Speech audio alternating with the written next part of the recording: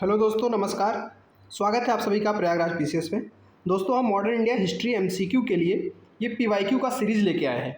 UP PCS, SSC, UPSI या other किसी भी गवर्नमेंट एग्जाम में पूछे गए मॉडर्न इंडिया के क्वेश्चन की प्रैक्टिस सेट लेके आए हैं। इसमें हम आपको मैक्सिमम क्वेश्चन कराने का प्रयास करेंगे। तो आइए आपके क्वेश्चन शुरू करते हैं बिना किसी टाइम वेस्ट के। ये क्वेश्चन प्रैक्टिस सेट है तो टाइम आपका हम बचाएंगे, मैक्सिमम क्वेश्चन मिनिमम टाइम में देंगे। पहला क्वेश्चन आपके सामने है, क्वेश्चन देखिए और आंसर दीजिए।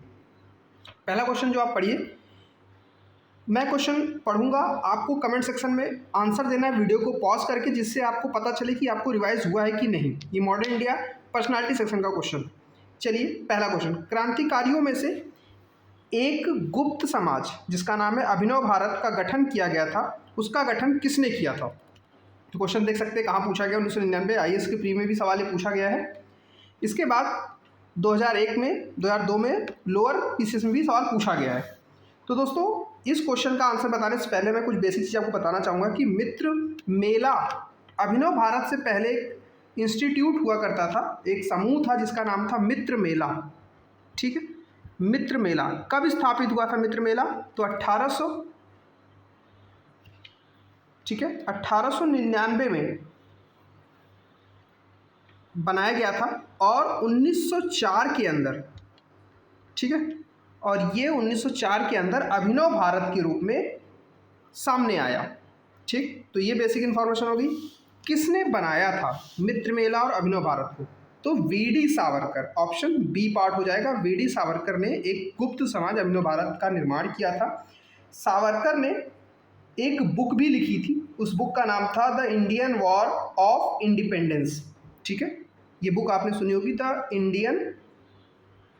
ठीक, मैं एक मिनट में इसको यहाँ पे साफ कर देता हूँ, इसको आई होप आपने नोट कर लिया होगा। ठीक है, तो बुक का नाम मैं लिख दे रहा हूँ जिससे आपको क्वेश्चन फर्दर रेफरेंस लेने में हेल्पफुल हो जाए। ठीक है, तो ये हो जाएगा the Indian war of independence. ठीक है, ये बुक का नाम आपको ध्यान रखना है। तो आई होप पहला क्वेश्चन आपको समझ में आ गया होगा। तो इसका एक्सप्लेनेशन ये आपको मिल जाएगा नीचे। ठीक है, वीडी सावरकर ने मित्र मेला नाम से एक समूह बनाया था 1904 में। कहाँ बनाया था? नासिक में, जो कि एक गुप्त संगठन के रूप में अभिनव भारत से बाद में जुड़ गया था। ठीक है, बुक उनकी कौन सी थी? The war of independence. चलिए अगले सवाल पे चलते हैं। क्वेश्चन नंबर 2 आपके सामने है, मैं इसको जूम करता हूँ, सवाल आप ध्यान से देखिएगा। निम्नलिखित में से किसने मित्र मेला संघ को शुरू किया था? मित्र मेला संघ को शुरू करने का श्रेय किसे जाता है? अभी हमने देखा कि मित्र मेला संघ को शुरू करने का श्रेय जाता है विनायक दामोदर सावरकर, यानी कि वीडी सावरकर जिनको कहा जाता है। ठीक है, वीडी सावरकर। ये क्वेश्चन इजी हो गया। अच्छा, ईयर आपको याद रखना है। मित्र मेला कब बना? 1904 के अंदर। कहाँ बना? नासिक, महाराष्ट्र में। ठीक है, चलिए आगे चलते हैं। नेक्स्ट क्वेश्चन है, सन 1906 में लंदन में अभिनव भारत सोसाइटी की स्थापना की जाती है। ठीक है, किसने इस स्थापना की थी? इसका आप आंसर दीजिए वीडियो सेक्शन में। ठीक है, क्वेश्चन को पॉज करते ही आपको पढ़ना है, उसका आंसर देना है।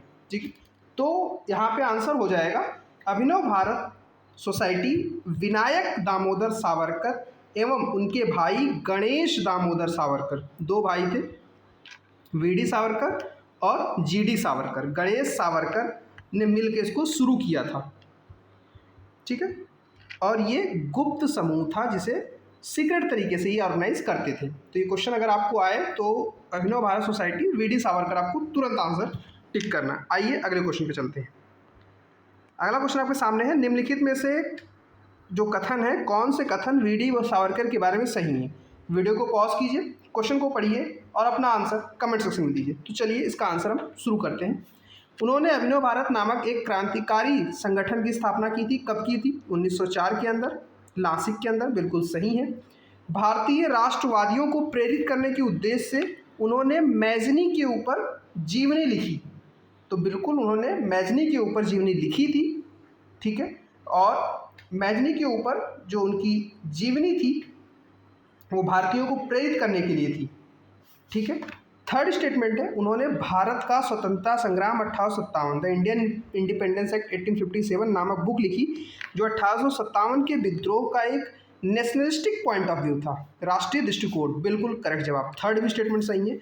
चौथा स्टेटमेंट है ब्रिटिश कैद से मुक्त होने के लिए वो चलते हुए जहाज से कूद पड़े थे, तो ये स्टेटमेंट भी बिल्कुल सही जवाब है। जब वो गिरफ्तार किए गए थे और एक जहाज पर से इंग्लैंड से भारत लाए जा रहे थे तो उन्होंने समुद्र में कूद कर भागने की कोशिश की, लेकिन वो बाद में पकड़े जाते हैं। तो ये हैं विनायक दामोदर सावरकर। ठीक है, तो यहाँ पे सारे ऑप्शन सही हो गए, तो ए पार्ट इसका करेक्ट आंसर हो जाएगा। क्वेश्चन आप देख सकते हो 2013 में पूछा गया है। ठीक है, आइए क्वेश्चन नंबर 5 पे चलते हैं। अगला है, हेडगेवार ने किस वर्ष स्वयं संघ सेवक यानी आरएसएस राष्ट्रीय स्वयं संघ सेवक की स्थापना की? तो आरएसएस की स्थापना हुई थी 1925 के अंदर। ठीक है, ये डेटा है, आपको डेटा याद रखना है, तो उसका डी पार्ट हो जाएगा। 1925 के अंदर इसकी स्थापना की गई थी। इसके बारे में कुछ जो बेसिक फैक्ट मैं बता दूं, इसकी स्थापना 1955 के अंदर नागपुर में हुई थी, नागपुर महाराष्ट्र के अंदर, वहीं इसका हेडक्वार्टर भी है। इसे लोगों को सिखाने और हिंदू समुदाय को एक साथ लाने के लिए बनाया गया था। इसका मुख्यालय नागपुर के अंदर है। 1925 के साथ आपको डेट आरएसएस दिवस मनाया जाता है 27 सितंबर को। 27 सितंबर 1925 को इसी स्थापना की गई थी। और किसने स्थापना की थी? तो उनका नाम था केशव बलिराम हेडगेवार। ठीक है, ये नाम याद रखिए, हो सकता हो आ जाए। केशव बलराम हेडगेवार, हेडगेवार। ठीक है दोस्तों, आइए अगले सवाल पे चलते हैं। अगला सवाल आपके सामने है, युगांतर पार्टी का नेतृत्व कौन कर रहा था? ठीक है, युगांतर पार्टी के नेतृत्व करता है जितेंद्र नाथ मुखर्जी। आपका ये पार्ट हो जाएगा, ये आपको याद रखना है कि जितेंद्र नाथ मुखर्जी युगांतर पार्टी के स्थापक हैं। ठीक है, जितेंद्र नाथ बनर्जी का अन्य नाम बाघा जतिन भी है, इन्हें बाघा जतिन के नाम से जाना जाता था।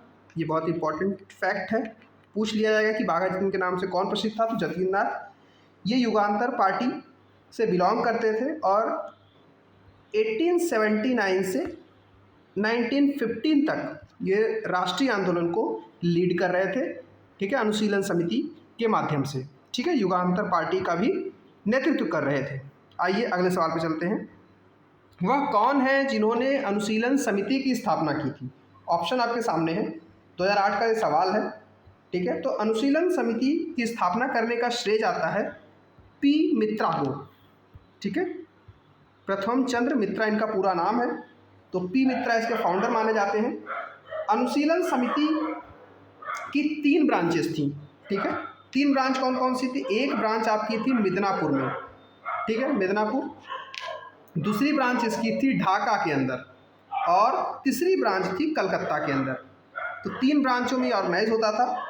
पहली ब्रांच जो मिदनापुर में थी, इसकी स्थापना की थी ज्ञानेंद्र नाथ बसु ने। ठीक है, ये ध्यान रखिएगा, इसकी स्थापना की थी ज्ञानेंद्र नाथ बसु ने। वहीं पे जो ढाका की ब्रांच थी, इसकी स्थापना की थी पुलिन बिहारी दास, पुलिन बिहारी दास पीबीडी ने स्थापना की थी। कब? 1906 के अंदर। ठीक है, इसको मैं थोड़ा सा साफ कर लेता हूँ या फिर अगले पेज पे समझा देता हूँ। ठीक है, ये हो गया। उसके बाद तीसरी जो ब्रांच थी कलकत्ता वाली। अब इस कलकत्ता वाली ब्रांच के अंदर भी 2 शाखाएं थी। एक शाखा की स्थापना 1902 के अंदर करते हैं सतीन्द्र चंद्र बसु। ठीक है, और शेखर चंद्र बंदोपाध्याय की जो बुक है उसमें ये चीज़ मेंशन है। दूसरी जो है उसके फाउंडेशनों जो है उसमें 3 लोगों का नाम आता है। पहला पी मित्रा जो कि अध्यक्ष थे, दूसरे हैं बाघा जतिन, जतीन्द्र नाथ टैगोर जिसका क्वेश्चन ने पीछे देखा, और तीसरे पर्सन थे बरीन्द्र नाथ घोष। ठीक है, तो ये दोनों फैक्ट आपको याद रखने हैं। ठीक है, तो 3 ब्रांचेस 1902, 1906 और 1902 कलकत्ता वाली ब्रांच में 2 लोगों ने इसका स्थापना कर रखा है। तो इस हिसाब से इस क्वेश्चन में अगर मैं फिर से आपको ऑप्शन के हिसाब से देखने को कहूँ तो आंसर आपको क्या करना है? पी मित्रा। ठीक है, आगे चलते हैं। पटना में 1913 में अनुशीलन समिति की एक शाखा स्थापित की गई। ठीक है, अनुशीलन समिति की एक शाखा पटना के अंदर स्थापित की गई। पटना में इस समिति का स्थापना करने का श्रेय किसे जाता है? तो पटना के अंदर इसे स्थापना का श्रेय जाता है सचिंद्र नाथ सान्याल के पास। ठीक है, सचिंद्र नाथ सान्याल ने अनुशीलन समिति की स्थापना पटना में की और ये समिति बल के प्रयोग में विश्वास करती थी, मतलब इंडिपेंडेंस बाय द फोर्स। ठीक है, और पटना के अंदर 1913 में इसकी स्थापना होती। तो ये फैक्ट क्वेश्चन में दे रखा है। आइए आगे चलते हैं। अनुशीलन समिति थी क्या काम करती थी? तो आपने देखा कि ये बल में विश्वास करती थी, तो एक क्रांतिकारी संगठन की तरह ये कार्य कर रहा था। तो इसका ऑप्शन डी पार्ट हो जाएगा। आइए नेक्स्ट सवाल में चलते हैं। बाल गंगाधर तिलक को लोकमान्य विशेषण कब दिया गया? बाल गंगाधर तिलक को लोकमान्य विशेषण दिया गया क्रांतिकारी आंदोलन के दौरान। जून 1897 में चापेकर बंधुओं ने पूना के प्लेग कमेटी के अध्यक्ष जो थे रैंड एवं लेफ्टिनेंट आयरेस्ट की हत्या कर दी। रैंड की हत्या को लेकर यह आरोप लगाया गया कि तिलक के नेतृत्व में पूना के ब्राह्मणों ने ये साजिश की हुई है और जुलाई 1897 में तिलक को भारतीय दंड संहिता की धारा 124 के तहत राजद्रोह के माध्यम से गिरफ्तार करके 18 महीने जेल में डाल दिया गया। इसी समय तिलक इतने पॉपुलर हुए कि उन्हें लोकमान्य के तिलक से संबोधित किया गया। तो ये बैकग्राउंड स्टोरी मैंने आपको बताई। 1897 की ये घटना है चापेकर बंधु वाली। तो क्रांतिकारी घटना के दौरान उन्हें ये उपाधि मिली है। क्वेश्चन नंबर 11 आपके सामने है।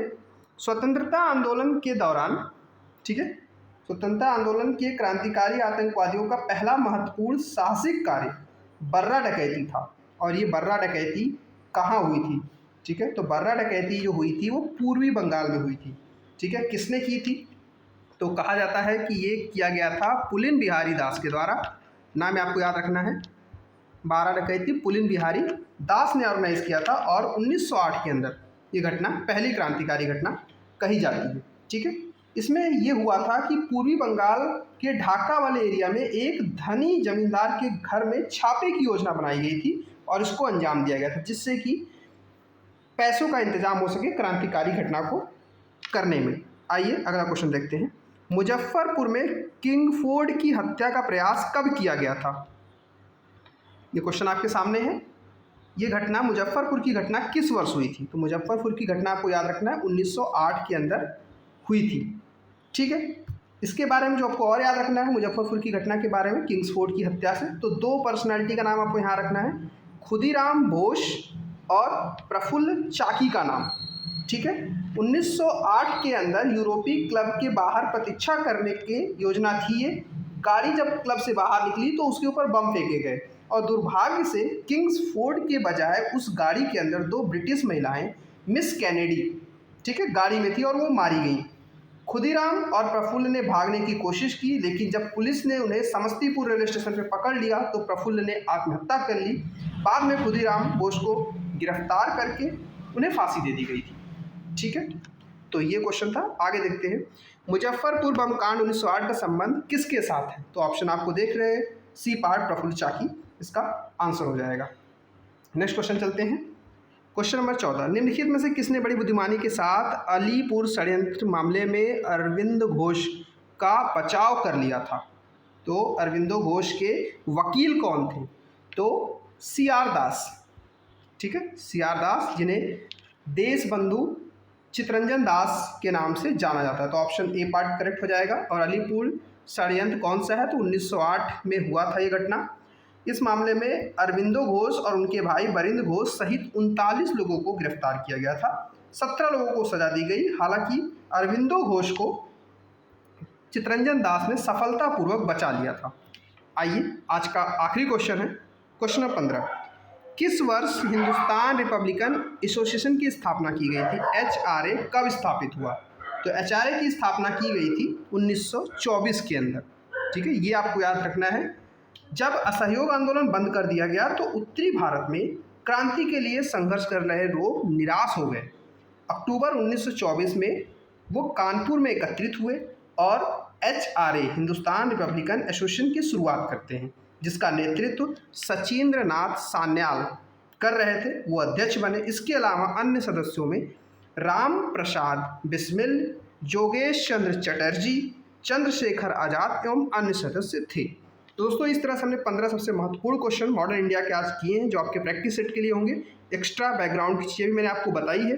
ये पार्ट 1 वीडियो है। ऐसे करके 3 से 4 पार्ट में आपको क्वेश्चन की ये वीडियो मिलेगी, जिससे आपको मॉडर्न इंडिया रिवाइज करने में बहुत ही आसानी हो। सो दोस्तों इस वीडियो को शेयर करिएगा, अपना फीडबैक कमेंट सेक्शन में, और चैनल को सब्सक्राइब जरूर कर लीजिएगा। धन्यवाद।